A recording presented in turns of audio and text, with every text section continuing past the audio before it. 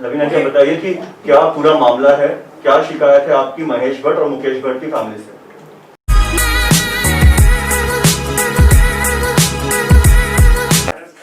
जी जैसे कि आपने न्यूज़ में देखा होगा कि महेश भट्ट जी और मुकेश भट्ट ने मुझ पर डिफेमेशन का केस फाइल किया है।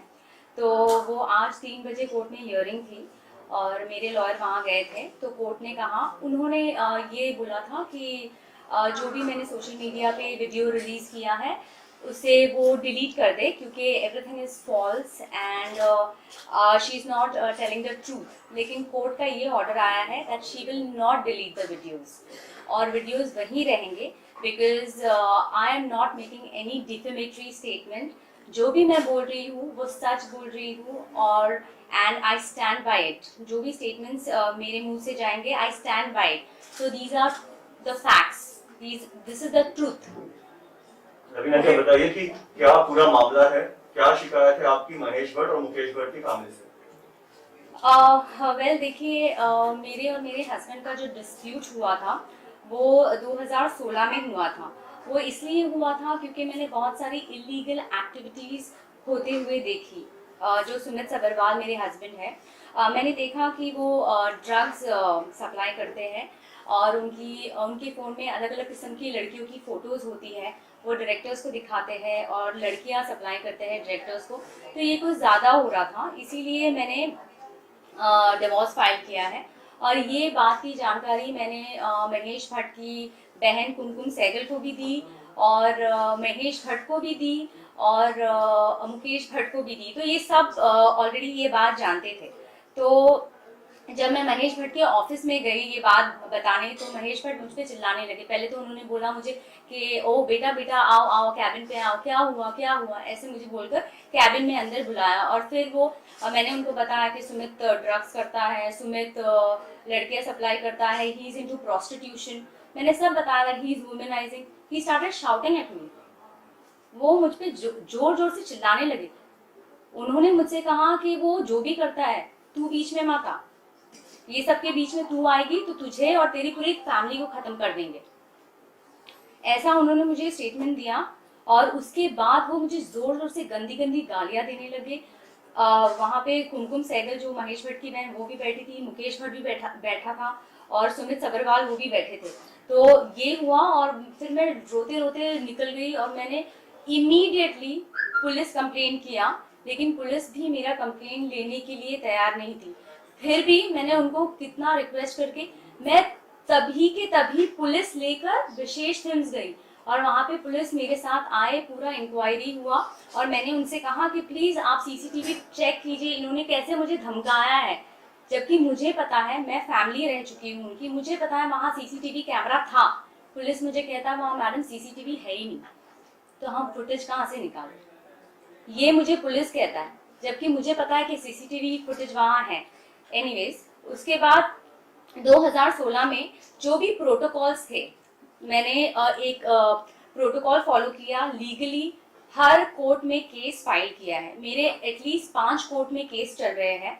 मैंने वो किया, मैंने एफआईआर किया। एफआईआर भी बहुत मुश्किल से हुआ, क्योंकि जब मैं गई थी तो उन्होंने लिया ही नहीं, पुलिस ने एफआईआर लिया ही नहीं। फिर मेरी लॉयर की मदद से उन्होंने फाइनली एफआईआर ले लिया। फिर मैंने कोर्ट में केस दाखिल किया, और 2016 से केस चल रहा था। लेकिन उसके बावजूद इन्होंने मुझे इतना परेशान कर दिया है, इतना परेशान कर दिया है। पहले तो ये, आप अगर इनके खिलाफ कुछ भी करो तो ये पीछे से आपका काम बंद कर देते हैं, सबको बोलते हैं इसको काम मत देना। ये उनकी पुरानी आदत है, और ये मैंने देखा हुआ है, और इन्होंने ये बहुत लोगों के साथ किया है, एक्टर्स के साथ, डायरेक्टर्स के साथ, कंपोजर्स के साथ। आप, और जो भी मैं बोल रही हूँ ड्रग्स वगैरह, ये सबने देखा हुआ है विशेष फिल्म में। ये हर एक आदमी को मालूम है कि उनकी कंपनी में ऊपर से नीचे तक लोग ड्रग्स करते हैं, लेकिन कोई भी आगे आके बोलता नहीं है, क्योंकि उनको ये डर है if they stand against Mahesh Bhatt तो ऑब्वियसली सबसे पहले तो उनका जॉब चला जाएगा।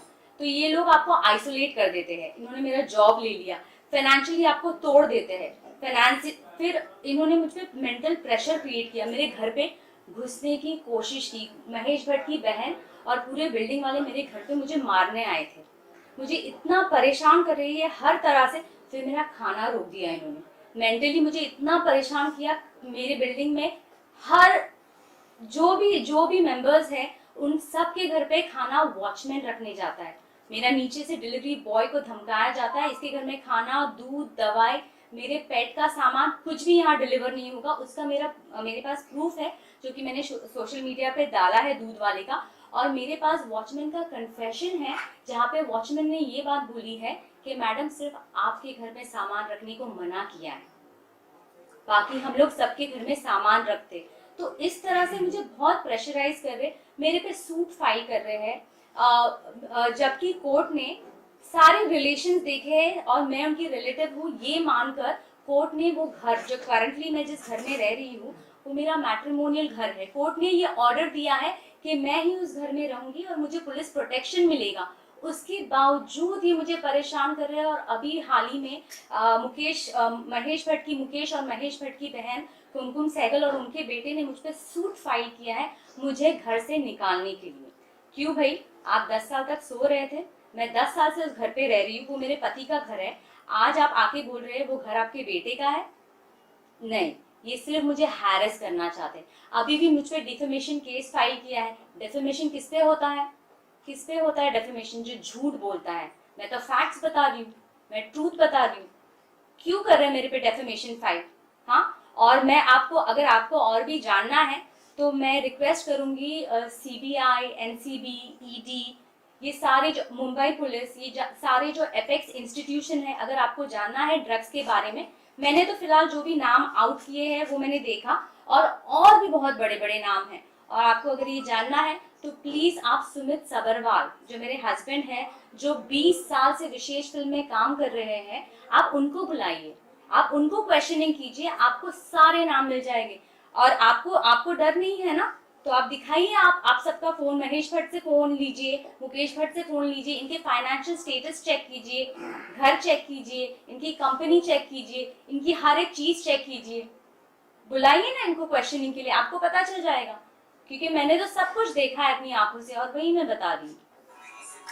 आपने कहा कि पुलिस के बारे में आपने कहा कि पुलिस ने FIR ले ली, क्या हुआ था? पुलिस ने क्या काम नहीं किया? पुलिस स्टेशन FIR जो आपने करवाया था, ये जो महेश भट्ट और मुकेश भट्ट के साथ आपने जो गाली गलौज हुई थी उसके बाद करवाया था, और क्या FIR में इन दोनों का भी नाम है?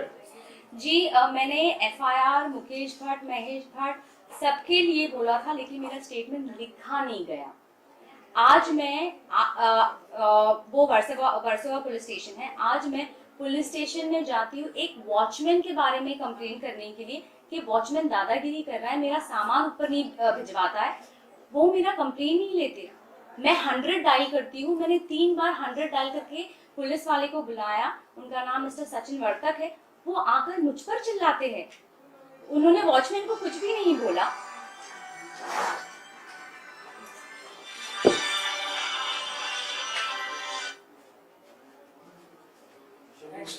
लवीना जी, आपने बोला Sorry, one second. Just keep my phone on silent.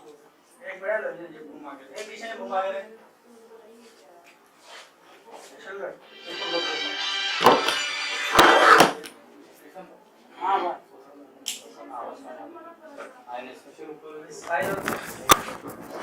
हां Can I continue? वो edit कर, you can edit that. मैं ये पूछ रहा था, आपने जो कहा कि पहले FIR नहीं ले रहे थे, पर वकील ने जब इंटरफेयर किया तो आपका FIR हुआ।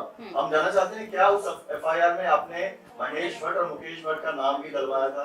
नहीं, वो नहीं ले रहे थे। पुलिस जो लॉयर ने, मैंने तो बोला था, मैंने स्टेटमेंट में बोला था मुकेश जी और महेश भट्ट का नाम, उन्होंने नहीं लिखा।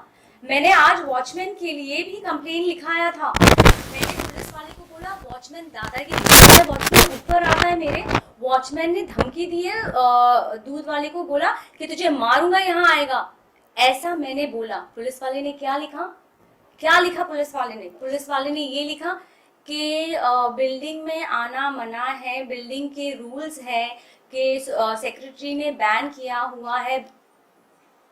ये मेरा स्टेटमेंट था ही नहीं। फिर उन्होंने पूरा पन्ना फाड़ दिया। मैंने पुलिस वाले को बोला आप मेरा स्टेटमेंट भी नहीं लिख रहे ठीक से, वो मेरा स्टेटमेंट लिख ही नहीं रहे।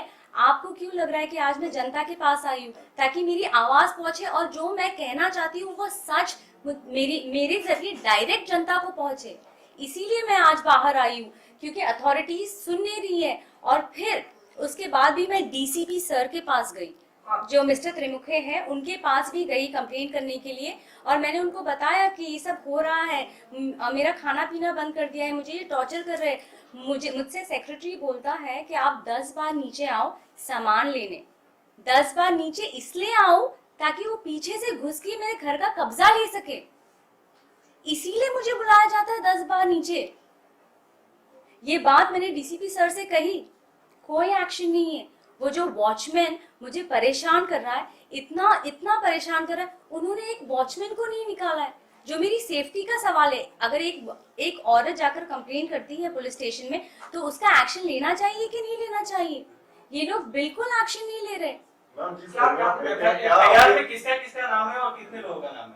एफआईआर में सुमित सबरवाल का नाम है फिलहाल, और मैंने ये भी जो महेश भट्ट की बहन है उनका भी नाम मैंने लिखवाया है, और साहिल सहगल का भी नाम है जो महेश भट्ट की बहन के बेटे हैं।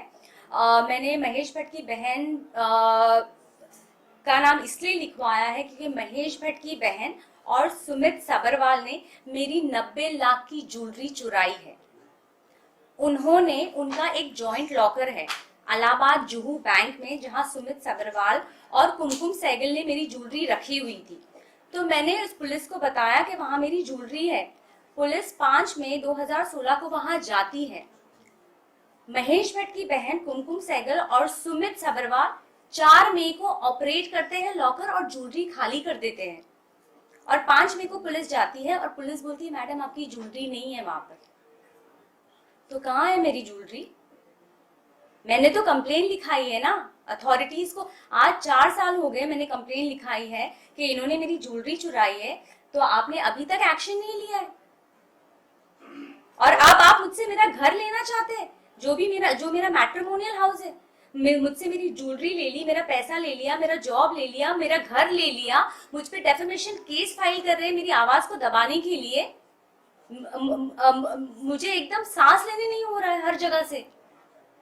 इतना मुझे चोक कर दिया, इतना आइसोलेट कर दिया है। रवीना जी, आखिरी बार आप महेश भट्ट और मुकेश भट्ट से कब आपकी मुलाकात हुई थी? आखिरी बार कौन से ईयर में मुलाकात हुई थी और किस तरह का व्यवहार था उनका? 2010 से लेकर 2016 तक मैं इनकी फैमिली मेंबर थी और इनके हर पार्टीज, हर इवेंट्स, हर मेहंदी फंक्शन मैं थी। तो 2010 से लेकर 2015 तक मैं इनकी फैमिली मेंबर थी और इनके साथ मेरी मुलाकात लगातार होती रहती थी। और 2013 से 2015 में मैंने इनकी सारी फिल्मों में काम किया है as a film. I was part of the films. तो मैंने इनको बहुत करीब से देखा है। और लास्ट मेरी मुलाकात महेश जी और मुकेश जी से 2016 में हुई थी और इन्होंने मुझे बहुत धमकाया और बहुत जलील किया जब मैं लास्ट महेश भट्ट से मिली थी। उसके बाद भी क्या कभी फोन पर धमकी दी आपको डायरेक्टली महेश भट्ट या मुकेश भट्ट ने 2016 के बाद? जी नहीं, उन्होंने फोन पे उसके बाद उन्होंने मुझ पे सूट फाइल किया है, बोगस सूट, मेरा घर छीनने के लिए, जबकि कोर्ट ने ये ऑर्डर दिया है कि ये घर में मैं ही रहूंगी। इन्होंने 10 साल बाद हैरेस करने के लिए सूट फाइल किया है। अब मैं सोशल मीडिया पे आकर मेरी कहानी बता रही हूँ, जो सच है वो बता रही हूँ, और ये मुझ पे डेफेमेशन फाइल करे, डेफेमेशन पे डेफेमेशन। ये सेक्रेटरी के साथ मिलकर मेरे हस्बैंड का जाता था इनको 50,000 1 लाख रुपए सेक्रेटरी को देते हैं हर महीना। जाता है, परेशान करो बोला, परेशान कर रहे, खाना नहीं पहुंच रहा है, ये नहीं पहुंच रहा है। परिवार से आपके पति का क्या रिश्ता है, मतलब कैसे आप उनकी फैमिली मेंबर हो? वो महेश भट्ट के भांजे हैं। और आपको अगर पूरा डिटेल चाहिए तो मैंने ट्विटर पे मेरे आज पूरा स्टेटमेंट और प्रूफ डाला हुआ है, जो कि उन्होंने कोर्ट में, सब ये मेरी लिखावट नहीं, उन्होंने कोर्ट में नोटिस भेजा था मुझे घर से एविक्ट करने के लिए, और उन्होंने सूट फाइल किया था जिसमें उन्होंने क्लियरली मेंशन किया है कि ये हमारी रिलेटिव है, और उसका प्रूफ मैंने ट्विटर पे डाला हुआ है। क्या कुमकुम सहगल जी सुमित सबरवाल की मम्मा है?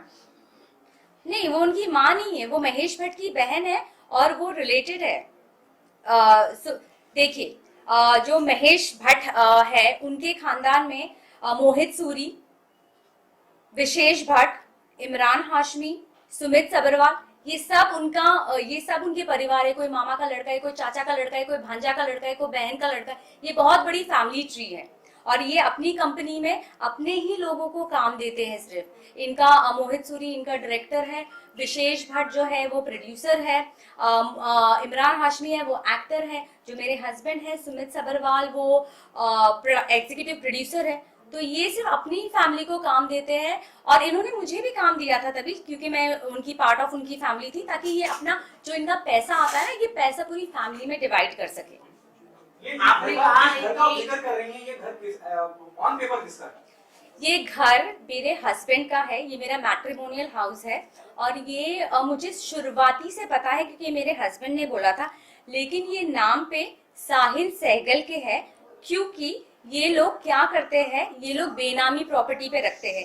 मुकेश भट्ट अपनी प्रॉपर्टी सुमित के नाम पे रखता है, सुमित अपनी प्रॉपर्टी अपने महेश भट्ट की बहन के बेटे के नाम पे रखता है।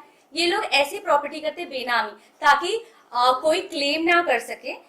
इनकी फैमिली में डिवोर्स की हिस्ट्री है, इनकी फैमिली में एक डिवोर्स की हिस्ट्री है और इनको सारे दाव पेच पता है, ताकि एक औरत को उसका हक ना मिले, इसीलिए वो एक दूसरे के नाम पे उनकी प्रॉपर्टी रखते हैं, so that I should be deprived by my rights. Sahil Sehgal आपने कहा कि उनके नाम पे आपका घर है, ये कौन है साहिल सहगल? ये महेश भट्ट की बहन कुमकुम सहगल के बेटे हैं, जिनका रेस्टोरेंट जिको है लोअर परेल में। तो आप कैसे क्लेम कर रहे हैं कि वो मैट्रिमोनियल घर है आपका, जबकि वो घर साहिल सहगल के नाम पर है? जी बिल्कुल नहीं, ये घर मेरे पति के नाम पे है। मतलब ये मेरे पति का घर है। जब मेरी शादी हुई थी तो मेरे पति ने बोला था कि मैंने 3 लोगों के नाम पर लॉटरी डाल के रखी है और इसमें से साहिल सहगल के नाम पे लॉटरी लग गई है, लेकिन ये घर मेरा ही है। और इन्होंने मुझसे ये भी कहा था कि मैं हर महीने मैं कुमकुम सहगल के अकाउंट में पैसे ट्रांसफर करता हूँ लोन का। और इस घर में मैंने और मेरे मम्मी डैडी ने 50 लाख रुपए दिए हैं सुमित को, इस घर में फर्नीचर के लिए, इस घर के लिए, उनकी वैनिटी के लिए, मेरी ज्वेलरी के लिए, इस सब में मेरा पैसा शामिल है। साहिल सहगल तो था ही नहीं। साहिल सहगल तो आज 10 साल बाद आके क्लेम कर रहा है कि ये घर मेरा है। भाई आप 10 साल तक सो रहे थे। आपको ये सवाल साहिल सहगल जो महेश भट्ट की बहन है उनके बेटे से ये पूछना चाहिए। आपने 10 साल बाद क्यों इन पे सूट फाइल किया? जब आपका घर था तो आपने क्यों नहीं फाइल किया? इनको क्यों नहीं निकाला? क्योंकि ये घर उनका नहीं है, ये मेरे पति का घर है और ये बात वो भी जानते हैं। But you know, if you're fighting legally, how you do prove the same thing in front of the court when they ask for the paper? The paper shows the so-called house belongs to Sahil Sehgal. नहीं। Now you're saying कि जैसे आपने कहा कि 50 लाख रुपए दिए या जो ट्रांजैक्शन हुआ या जो कुमकुम सहगल को पैसा जाता था, क्या उसके कुछ प्रूफ है आपके पास? जी प्रूफ है, कोर्ट में सबमिट किया है, इसीलिए तो कोर्ट ने ऑर्डर दिया है मुझे इस घर में रहने का। कोर्ट ने कुछ देखकर ही ऑर्डर दिया है ना, कोर्ट ने सारे प्रूफ्स देखे और मुझे ऑर्डर दिया है इस घर में रहने का। तो आपको ये सवाल साहिल सहगल से करना चाहिए कि 10 साल बाद आपने ये केस क्यों किया? अगर आपका ये घर था तो आपको पहले साल में आ जाना चाहिए था। आपके पति चाहते हैं कि आप उस घर में रहें? जी नहीं, मेरे पति तो मुझे मारते थे, वो तो एकदम मेरे अगेंस्ट है, क्योंकि मैं उनकी इलीगल एक्टिविटीज, मैंने जब उनको पकड़ा है, जब मैंने उनका ड्रग्स देखा है, जब मैंने उनको लड़कियों के साथ देखा है, जब मैंने उनको सप्लाई करते हुए देखा है, उन्होंने मुझे मारा है। उन्होंने लिटरली मुझे मारा है, मेरा चेहरा ऐसे सूज जाता था और वो सारे फोटोज मैंने कोर्ट में सबमिट किए हैं। हम किन लोगों को आपके पति ड्रग्स सप्लाई करते हैं? कौन बड़े स्टार्स हैं, डायरेक्टर्स हैं जिनको आपके पति ड्रग्स सप्लाई करते हैं? जी देखिए, मैंने कल जो भी नाम आउट किए हैं वो मैंने बताया है आपको, जैसे अमायरा दस्तूर, जैसे मैं आपको एक इंसिडेंट बताती हूँ सपना पपी के बारे में। सपना पपी हर शॉट के पहले ड्रग्स लेती है और ये डायरेक्टर भी उनको बोलते हैं कि ड्रग्स लेने दो इनको, जोन में आएगी, परफॉर्म अच्छा करेगी। मेरे सामने बोला गया। तो एक सीन था जहाँ पे उनको इंटीमेट होना था गुरमीत चौधरी के साथ, तो वो बहुत टेंस हो गई थी। उन्होंने उस सीन के पहले भी ड्रग्स किया था और वो मेरे पति ने उनको दिया था। इस फिल्म की बात है? ये खामोशिया फिल्म की बात है। और तभी वो बहुत स्ट्रेस से भी जा रही थी, सपना भाभी। उनके जो बॉयफ्रेंड थे जो फॉक्स स्टार इंडिया से थे, वो उनको मारा करते थे, ऐसा उन्होंने मुझे बताया था। तो इसीलिए वो बहुत स्ट्रेस में थी और वो ड्रग्स करती थी, जो कि मैंने देखा है। अमायरा दस्तूर के बारे में मैंने कहा है, जी हाँ, मैंने उनको भी देखा है। वो शूट के बाद करती थी, वैनिटी में करती थी, ऐसा मैंने देखा है, तो मैंने आपको बता दिया। और अगर आपको और बड़े बड़े नाम चाहिए तो I would request CBI NCB to bring in my husband for investigation and questioning, और आपको सारे बड़े नाम मिल जाएंगे, क्योंकि Sumit Sabharwal is the right hand of Mahesh Bhatt and Mukesh Bhatt. आपने कहा कि पार्टी में रहे तो पार्टी में कभी आपने कोई बड़े स्टार को देखा आपने ड्रग्स देते हुए पार्टी में? जी, मैं इनकी हर पार्टी में गई हूँ और इनके हर पार्टी में ड्रग्स होता है, लेकिन मैं आपको नाम नहीं बताऊंगी, क्योंकि मैंने तो कल 2 नाम दे दिए। क्या हुआ? क्या कोई एक्शन हुआ? क्या उनको बुलाया गया? आप प्लीज सुमित सबरवाल को क्वेश्चनिंग के लिए बुलाइए, आपको सारे बड़े नाम मिल जाएंगे, क्योंकि ये अब से नहीं, मैंने तो इनको 2010 से पकड़ा है ड्रग्स करते हुए। ये तो उनसे पहले भी करते थे शायद, मेरी जानकारी में 2010 से आए हैं। तो आप प्लीज सुमित सबरवाल को इन्वेस्टिगेशन के लिए बुलाइए, आपको सारे नाम मिल जाएंगे। विशेष फिल्म पर आरोप लगा है कि वहाँ पर ड्रग्स जो है हर कोई लेता है, क्या महेश भट्ट मुकेश भट्ट भी ड्रग्स लेते हैं? ये आपको, जैसे मैंने आपको बताया कि आपको सुमित सबरवाल को, सुमित एक चीज आपसे जानना चाहेंगे, महेश भट्ट की बात कर रही हैं जो आप इल्जाम लगा रहे हैं, महेश भट्ट को आपने देखा कभी?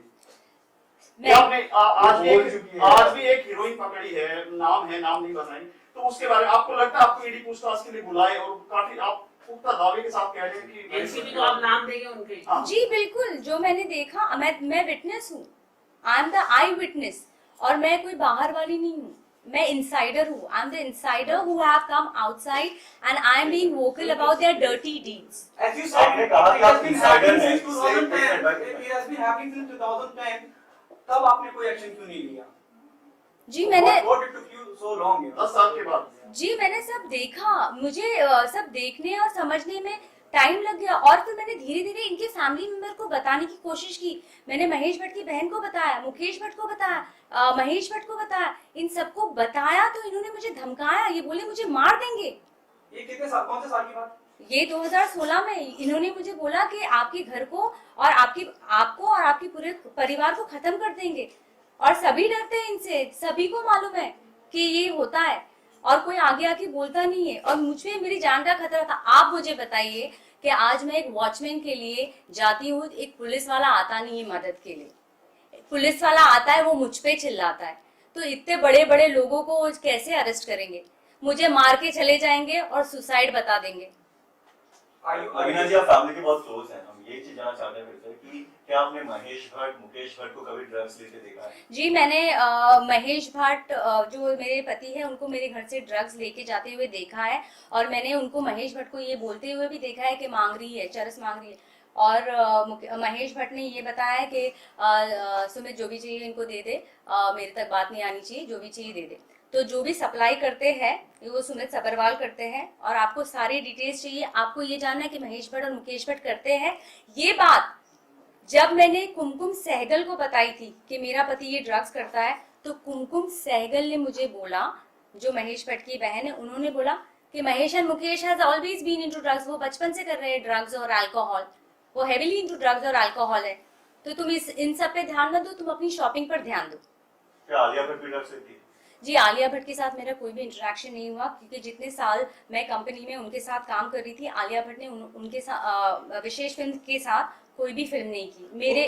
मेरे वहाँ चले जाने के बाद आप बोल रहे हैं कि परिवार के बहुत नजदीक हूँ मैं जी, इस बारे में हाँ, मेरी उनसे इंटरेक्शन नहीं हुई, हम लोग सब अलग अलग रहते हैं। आपने दो आपको क्या लगता है कि हमारा का, इसी तरह आपने दो का- एक्टर्स का जिक्र किया कि वो दोनों लेते हैं ड्रग्स, सपना बबी का आपने बताया, हमारा का आपने बताया, recently there are reports coming in, उन्होंने भी ये डिफेमेशन का केस फाइल किया है, उस पे क्या कहना चाहेंगे आप? जी, अगर आपको डिफेमेशन की इतनी प्रॉब्लम है, तो आप लोग ड्रग्स क्यों करते हो? ड्रग्स मत करो ना, आपको डिफेम नहीं होना है तो आप ड्रग्स मत कीजिए। मैंने जो देखा मैंने वो बोला। कंगना ने भी यही सारे सवाल उठाए थे अपने इंटरव्यू में, और कंगना ने बोले ड्रग्स होता है। आपको क्या लगता है? मीडिया ने भी सवाल उठाया, मीडिया के ऊपर भी डेफिमेशन केस फाइल किया गया है। आप क्या कहना चाहेंगे? क्या ड्रग्स का मामला पूरा बॉलीवुड में होता है? क्या है मतलब, एक आखिरी बार में आपसे। मैंने ड्रग्स होते हुए देखा है, बॉलीवुड में ड्रग्स होता है मेरे हिसाब से, और जो कंगना जी ने बताया है वो उन्होंने एक्सपीरियंस किया है, उन्होंने विटनेस किया है, वो उनका एक्सपीरियंस है। मैं आपको सिर्फ मेरे एक्सपीरियंस के बारे में बता सकती हूँ। मेरा आपसे सवाल है, आप इस प्रेस कॉन्फ्रेंस का हिस्सा हैं और आप बता रही हैं जो आपके साथ आप बीती है, कुछ इस पूरी कवायद में, इस पूरी कार्रवाई में आपका अहम मकसद क्या है? ड्रग्स के ऊपर कार्रवाई हो, सुमित सब्बरवाल को अरेस्ट करा जाए, या भट्ट साहब को अरेस्ट करा जाए, या आपको आपका घर दिलाया जाए? जी बिल्कुल, मुझे इंसाफ चाहिए, मुझे इंसाफ चाहिए, मुझे ये सबसे छुटकारा चाहिए। मैं चाहती हूँ कि सारी अथॉरिटीज इनको इन्वेस्टिगेट करे। आपको बिल्कुल पता चलेगा कि ड्रग्स है, और मैं आई विटनेस हूँ इस बारे में। My main motive is to get justice. इन्होंने मुझे परेशान कर दिया है। आपने कहा सुसाइड कर देंगे, आपका सुसाइड आ जाएगा, जी तो ऐसा क्यों लग रहा है आपको? जी देखिए, अगर आप जब सुशांत सिंह राजपूत का केस हुआ था तो मुकेश भट्ट आकर उन्होंने ये बात कहा था कि सुशांत सिंह पागल है, डिप्रेशन में है। क्या आप जानते हैं? हाँ जी, ये बात कहा था। तो वो सुशांत सिंह पागल और डिप्रेशन में नहीं था, ये लोग करते हैं, ये महेश भट्ट, मुकेश भट्ट, ये लोग पागल बना देते हैं आपको। यही वो मेरे साथ कर रहे हैं ताकि मैं सुसाइड कर लूं। आपने जी सपना पब्बी का नाम लिया, कौन है ये सपना पब्बी? सपना पब्बी एक्ट्रेस है जिन्होंने खामोशिया में विशेष फिल्म्स के साथ काम किया था as a main lead. British actress. तो मैम आपका मतलब है सुशांत सिंह राजपूत ने सुसाइड नहीं किया, उनका मर्डर हुआ है? देखिए, मेरा इंटरेक्शन सुशांत सिंह के साथ नहीं हुआ है। मैं कह रही हूँ कि मुकेश भट्ट ने आकर बाहर जो स्टेटमेंट दिया था कि सुशांत सिंह डिप्रेशन में था, तो सुशांत सिंह डिप्रेस क्यों था, क्या वजह थी उसकी? क्योंकि ये लोग ऐसा कर देते हैं, ऐसा सर्कमस्टांसेस पैदा कर देते हैं, आपको इतना कॉर्नर और आइसोलेट करते हैं, आपको इतना तोड़ देते हैं कि आदमी मजबूर हो जाता है सुसाइड करने पे, क्योंकि आदमी के पास कुछ बचता ही नहीं है। काम छीन लेते हैं, मेंटल प्रेशर करते हैं, फिजिकली आपको हार्म करने की कोशिश करते हैं। क्या करेगा आदमी? अथॉरिटी सुन नहीं रही है, क्या करेगा? किसके पास जाएगा? क्या बोलेगा? कोई नहीं सुन रहा है। पायल घोष और कंगना के लिए आरपीआई ने साथ दिया, क्या आप यहाँ पे पास जाएंगे? आज भी प्रेस कॉन्फ्रेंस हुआ आरपीआई का, आपके आने से एक घंटा पहले। गरीबों की मसीहा बन गया, क्या आप भी जाएंगे उनकी शरण में? जी अभी मुझे पता नहीं है, अभी मैं जो भी है लीगली एक्शन कर रही हूँ।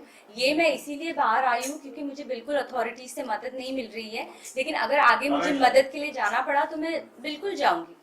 और मैम आज ही उन्होंने प्रेस कॉन्फ्रेंस में बोला है कि जो भी मीडिया की मदद उनसे मांगी कि उनको मदद करो, तो आप जाओगे उनके पास रामदास आठवले सर के पास? Sorry, I didn't get your question. Ma'am नहीं जानती है रामदास आठवले? नहीं जानती। ठीक है, चलो, thank you guys, thank you. BJP का नाम तो बड़े जानते हो।